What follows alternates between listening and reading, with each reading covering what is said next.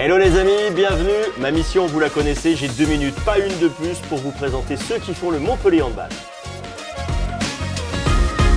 Charles Bolzinger, gardien de but, j'ai 22 ans.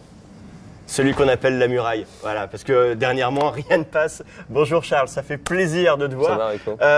On a une question normalement, c'est de nous expliquer quel est ton parcours à travers les clubs que tu as fait.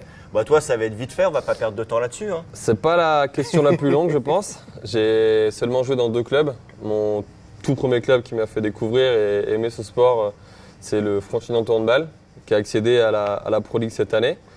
Et forcément, le club qui m'a formé véritablement, le Montpellier Handball. C'est quoi la vie d'un gardien de handball, hormis prendre des ballons dans la tête qui arrivent à 150 km/h, comment on se dit, tiens, je vais faire un jour gardien de hand? Et puis, c'est quoi vos entraînements? Pour répondre à la question comment devenir gardien de handball, si vous posez la question à mes entraîneurs étant petit, c'est parce que je voulais pas courir. C'était pour moi la chose la plus difficile. Aujourd'hui, c'est un peu différent, mais voilà. Comment on s'entraîne? En fait, on a souvent l'image du mec qui bouge pas trop dans son but et qui traverse pas.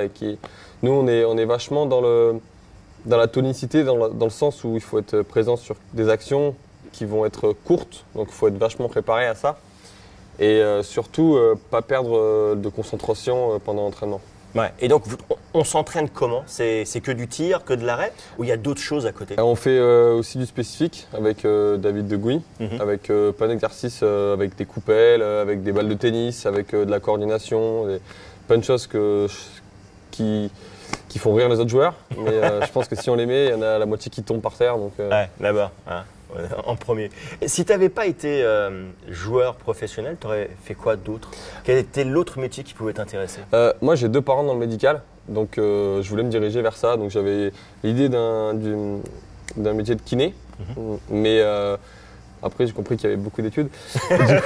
Donc t'aimes pas courir, t'aimes pas les études. Ok, grosse feignasse, hein, Charles. Et du coup, je me suis plus rabattu vers un métier d'infirmier, qui était quand même pour moi vachement dans le social et dans le médical. Donc je pensais que c'est un métier qui peut me correspondre.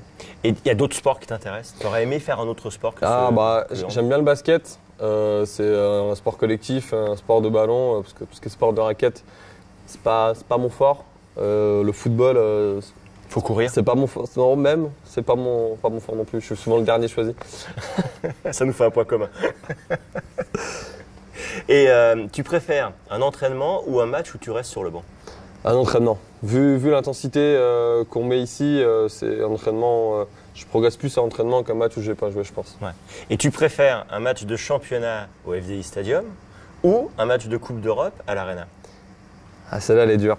Celle-là, elle est dure, mais le FDI Stadium, je pense. Il y a l'ambiance, tout ça, c'est mythique ici. Il y a quelque chose, il y a autre chose ici. Donc franchement, ici. Ok. Charles Bolzinger, merci beaucoup. Merci beaucoup. La muraille.